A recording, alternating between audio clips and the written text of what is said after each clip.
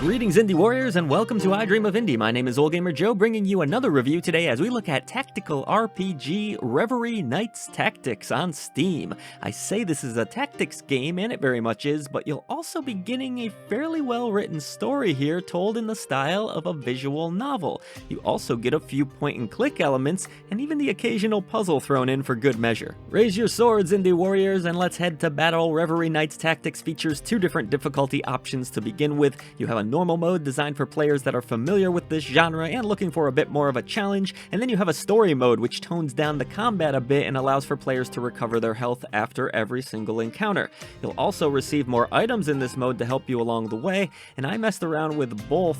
Honestly though, as someone who isn't necessarily great at strategy games, I personally enjoyed the story mode difficulty. It was still challenging enough for me to where it didn't feel boring, and yet it wasn't overly frustrating either. I was able to advance through the story without too many snags. But, you know, pick your poison. If you want a challenge, it's certainly there. Regardless of which difficulty mode you choose, your story is going to begin with a bit of a history lesson that will teach you some of the rich lore within the elven city of Lenorian, and that's located on the continent of Lamnor.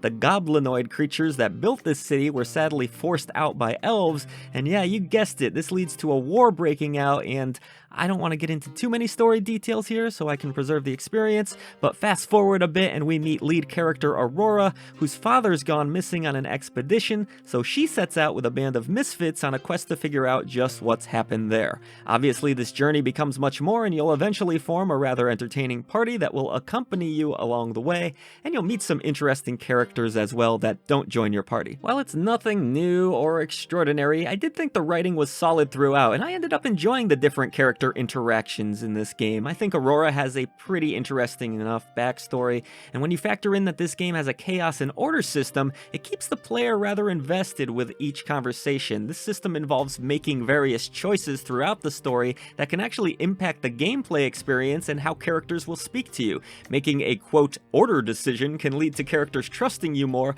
but at the cost of them thinking you're rather weak. A chaos decision is a bit more reckless, but some may come to admire your bravery. So I thought it was kind of neat that your choices did in fact matter a bit in Reverie Knights Tactics. So while there are plenty of story segments and some solid character development throughout this game, the odds are that you're here for the strategy aspects of the game, the combat, and in that regard, Reverie Knights Tactics plays things pretty safe. Your combat's going to be grid-based, of course, with an initial setup phase to properly place your characters, and that's followed by a battle phase where you'll then plot out your moves and your attacks and everything else. After you've completed all of your actions for a given turn, the enemy will of course have its turn, and then so on and so on. If you've played a strategy RPG before, you kind of know how this works. The only instance where you won't be able to strike first in battles is if you are ambushed by enemies, and that can actually happen from time to time. Each of your characters, of which you can have up to 4 at a time or less depending on where you are in the story, is going to have a set number of action points that can be used per turn.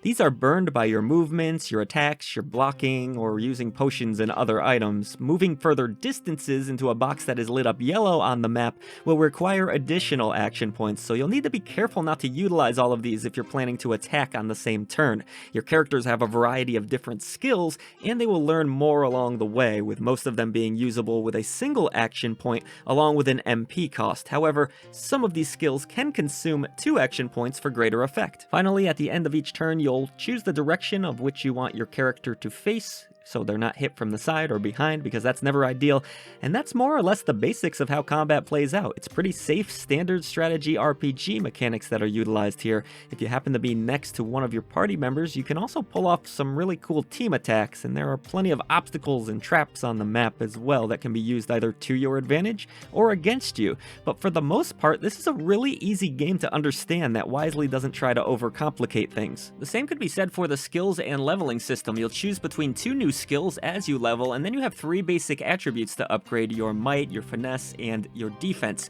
You have 3 equipment slots and 3 skill slots, and as you travel between new areas with the game's map system, you may be randomly attacked by enemies or hit with a story segment or even find a treasure. Many of these treasures will involve a lockpicking minigame, which I personally wasn't a big fan of, and it's also worth noting that while I found the standard battle speed just fine, you can speed things up a bit if you so wish, and you can also skip story segments if they don't interest you. I suppose then that leads me to the last few gameplay elements that I want to touch on quick. There is the occasional puzzle that will be tossed your way from time to time, and honestly, I wasn't really looking for puzzles in a game like this, and they really weren't that well designed in my opinion. In fact, some were downright frustrating and completely slowed my progress and enthusiasm to progress forward. In certain areas, like your home camp, you can also scroll the screen almost like a hidden find 'em game and click on items within the environment that can help you along the way. And speaking of that main camp, you also have a rather flirtatious chef here that can cook up some food for you by utilizing items you found throughout your journeys.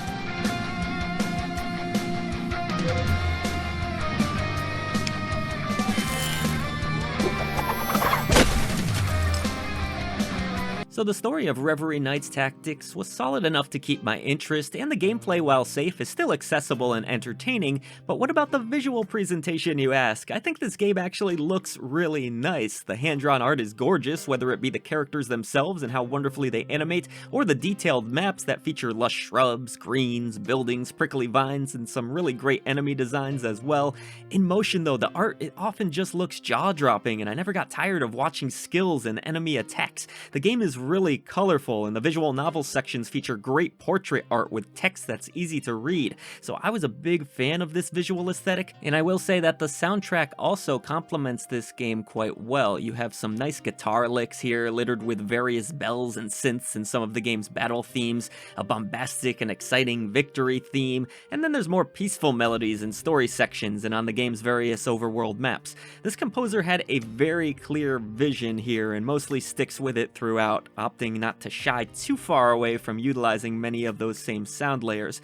I thought it worked effectively. The game's not fully voice acted, but what's here is pretty well done, and as far as sound effects are concerned, it's a lot of wisps and bangs as you bash against enemies, and they work just fine. As far as performance of the game goes, it was mostly great. I only had one map I think that I came across where I dipped into the 70s or so, but for the most part I was getting 120 frames per second throughout, with the only other technical issue I want to point out here being that my screen would occasionally jut downward after using team attacks. Definitely not a huge deal, and in general the game ran great, but worth mentioning. Reverie Knights Tactics does take a bit of a unique approach in combining visual novel, point and click, and even puzzle elements into a strategy RPG, but it mostly succeeds by playing it safe with all of those genres. The combat is nothing new, but it is fun, the story entertains, and feels a bit more meaningful with choices that matter, and yes, I could have done without those annoying puzzles, but still, this is a fun little strategy RPG that fans of the genre should absolutely consider checking out.